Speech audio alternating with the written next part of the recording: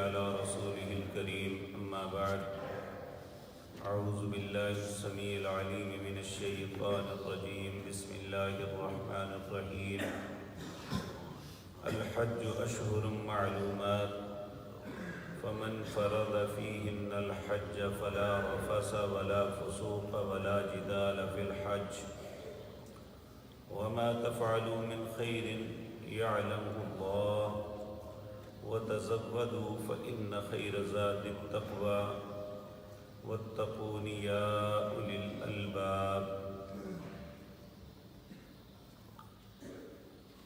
حضرات محترم، حج کے مسائل میں ایک اہم بات یہ ہے کہ عمرہ تو ہر موسم میں ہو جاتا ہے، حج کے لیے اللہ نے خاص مہینے مقرر کیے ہیں، ان مہینوں کے علاوہ حج نہیں ہو سکتا۔ حج کے لیے 3 مہینے ہیں، شوال، ذی-قعدہ اور ذی الحج۔ اگر ایک انسان حج کا ارادہ رکھتا ہے تو ان 3 مہینوں میں کسی مہینے میں احرام باندھ کے جا سکتا ہے، لیکن حج کے لیے جو خاص دن ہیں وہ 8 ذی الحج کے لیے سے لے کر 13 ذی الحج تک ہے۔ اور یہ بات ذہن میں رکھیں، حج ایک ایسی عبادت ہے جہاں مرد و خواتین اکٹھے جو ہے عبادت کرتے ہیں۔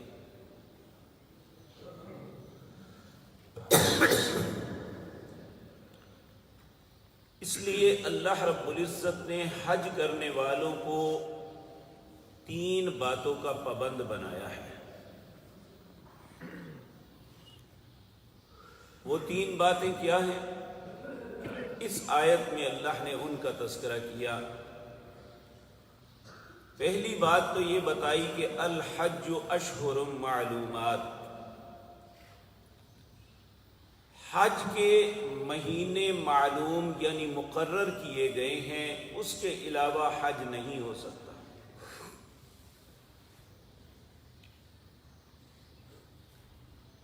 فمن فرض فیہن الحج، جو اپنے لیے حج کو لازم کرتا ہے یا جس پہ حج فرض ہوتا ہے اور وہ حج کے ارادے سے سفر کرتا ہے تو 3 کام اس نے نہیں کرنے۔ نمبر 1، فلا رفث۔ رفث کہتے ہیں کہ جس سے انسان کی خواہش، اس کی شہوت ابھرتی ہے، چاہے وہ آنکھ کے ساتھ ہو، زبان کے ساتھ ہو، یا ہاتھ یا دل کے ساتھ ہو، یہ نہیں کرنا۔ ولا فسوق، اور جس پہ گناہ کا لفظ آتا ہے وہ چھوٹا ہے یا بڑا، کبیرہ ہے یا صغیرہ گناہ، وہ بھی وہاں نہیں کرنا۔ ولا جدال، چونکہ یہ ایک بہت بڑی گیدرنگ ہوتی ہے جس میں دنیا کے مختلف ممالک کے، مختلف زبانوں کے، مختلف مزاج کے لوگ ہوتے ہیں، کہا یہاں لڑنا بھی نہیں ہے، کیونکہ ایک فطرتی بات ہے کہ جب انسان سفر پہ ہوتا ہے تو بڑے بڑے ٹھنڈے لوگ بھی جو ہے نا وہ ابل پڑتے ہیں۔ اسی لیے ایک مرتبہ سیدنا عمر بن خطاب رضی اللہ تعالیٰ عنہ کے سامنے ایک شخص کا تذکرہ ہوا، لوگوں نے کہا وہ بہت اچھا آدمی ہے۔ آپ نے فرمایا تمہیں کیسے پتہ ہے؟ کہ وہ بڑا نمازی ہے، بڑا اس طرح ہے۔ آپ نے فرمایا تم نے اس کے ساتھ کوئی سفر کیا ہے؟ کہا نہیں۔ کہا کوئی رشتہ کیا ہے؟ کہا نہیں۔ کہا کاروبار کیا ہے؟ کہا نہیں۔ تو کہا تمہیں کیا پتا وہ اچھا ہے یا نہیں؟ اور حقیقت بات یہ ہے کہ انسان اپنے آپ کو بڑا ڈھانپ کے رکھتا ہے، لیکن جب انسان سفر کسی کے ساتھ کرتا ہے تو یہ کھل جاتا ہے کہ یہ اندر سے کیا ہے۔ اسی طرح جب کسی سے رشتہ ناتا ہوتا ہے تو پھر پتہ چلتا ہے کہ یہ کتنا کو اچھا آدمی ہے، یہ کتنا سخت دل ہے۔ اور اسی طرح کاروبار کے اندر کسی بندے کی ایمانداری، کسی بندے کی اچھائی یا برائی کا پتہ چلتا ہے کہ یہ بندہ کتنا کو اچھا ہے، کتنا دیانتدار ہے۔ تو کہا یہاں آ کے لڑنا نہیں ہے۔ تو نبی کریم صلی اللہ علیہ وسلم نے فرمایا جس نے اپنے آپ کو ان 3 چیزوں سے بچا لیا، اس نے نہ تو دوران حج کوئی ایسی بات کی جس سے انسان کی شہوت جو ہے وہ انگیخت ہوتی ہے، اور نہ ہی اس نے کوئی گناہ کا کام کیا، اور نہ ہی کسی سے جھگڑا کیا۔ جب حج کر کے واپس آتا ہے وہ اس طرح ہوتا ہے جس طرح آج ہی اس کی ماں نے اسے جنا ہے۔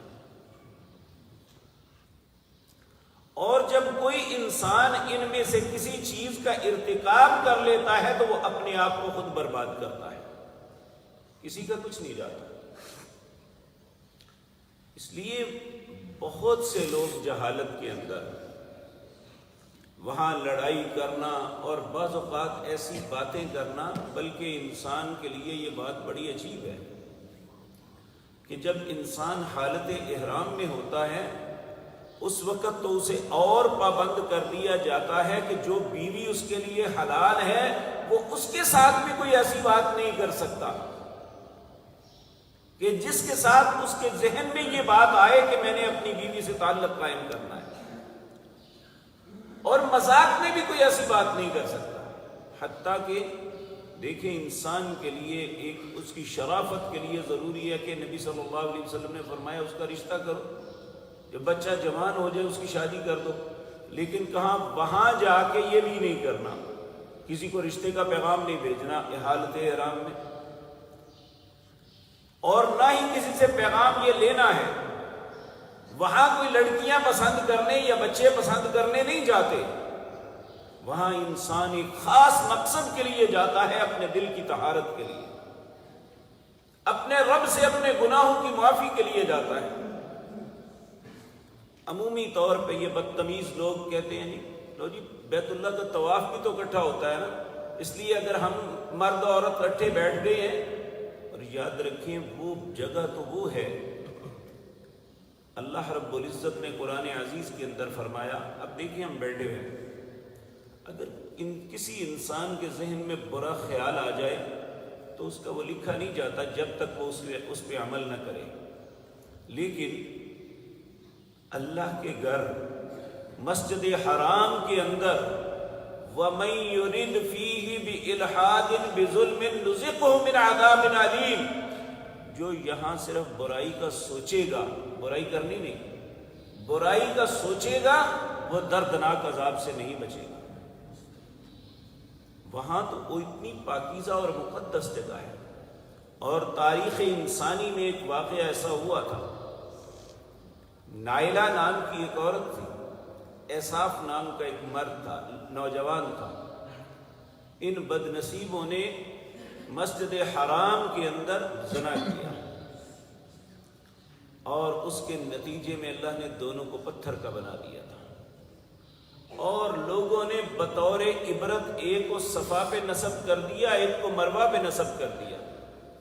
فتح مکہ کے موقع پر نبی صلی اللہ علیہ وسلم کے ان کے جسم جو پتھر کے بن چکے تھے آپ نے وہاں سے ہٹا کے توڑ دیے، یا انہیں وہاں دور جا کے پھینک دیا، وگرنہ لوگوں نے بطور عبرت لگایا ہوا تھا کہ بیت اللہ میں برائی کرنے والے کا انجام یہ دے۔ تو اللہ رب العزت فرماتے ہیں فَمَنْ فَرَضَ فِيهِنَّ الْحَجَّ، جو شخص حج کا ارادہ کرتا ہے، فَلَا رَفَثَ، وہ کوئی بھی ایسا عمل نہ کرے جس سے شہوت ابھرتی ہے، وَلَا فُسُوقَ، اور کوئی کسی قسم کے گناہ کا نہ سوچے، ولا جدال، اور نہ لڑائی کریں۔ حالانکہ ہوتا یہ ہے خصوصاً ہمارے اس خطے کے لوگ روٹی پہ لڑتے ہیں، بستر پہ لڑتے ہیں، ادھر لیٹنا ہے یا ادھر لیٹنا ہے، اس پہ لڑائی ہو جاتی ہے۔ خیموں میں بیٹھنے اور اٹھنے پہ لڑائیاں ہوتی ہیں، حالانکہ وہاں انسان کو جہاں تک ممکن ہے اپنے آپ کو بچانا چاہیے۔ تو اللہ رب العزت فرماتے ہیں وَلَا فُسُوقَ وَلَا جِدَالَ فِي الْحَجِّ وَمَا تَفْعَلُوا مِنْ خَيْرٍ يَعْلَمْهُ اللَّهُ، تم میں سے جو بھی بھلائی کرتا ہے نا اللہ اسے جانتا ہے۔ اور یاد رکھیں اگر بھلائی کو جانتا ہے تو انسان کی خیانت کو بھی جانتا ہے۔ نبی صلی اللہ علیہ وسلم ایک دعا کے آخر میں یہ کلمات کہتے ہیں فَإِنَّكَ تَعْلَمُ خَائِنَةُ الْأَعْيُنِ وَمَا تُخْفِي الصُّدُورِ، تو آنکھوں کی خیانت کو بھی جانتا ہے۔ جو انسان کسی بھی مجلس میں بیٹھا ہوا اپنی آنکھوں سے کسی کے ساتھ خیانت کر رہا ہے اور دوسروں کو احساس نہیں ہو رہا کہ یہ کس سے آنکھ لڑا رہا ہے، تو اللہ فرماتے ہیں فَإِنَّكَ تَعْلَمُ خَائِنَةُ الْأَعْيُنِ، اللہ تمہاری آنکھوں کی خیانت کو بھی جانتا ہے، وَمَا تُخْفِي الصُّدُورِ، اور جو تمہارے دل کے اندر جذبات پیدا ہو رہے ہیں، سوچ آ رہی ہے کسی کے متعلق بھی، اللہ اس کو بھی جانتا ہے۔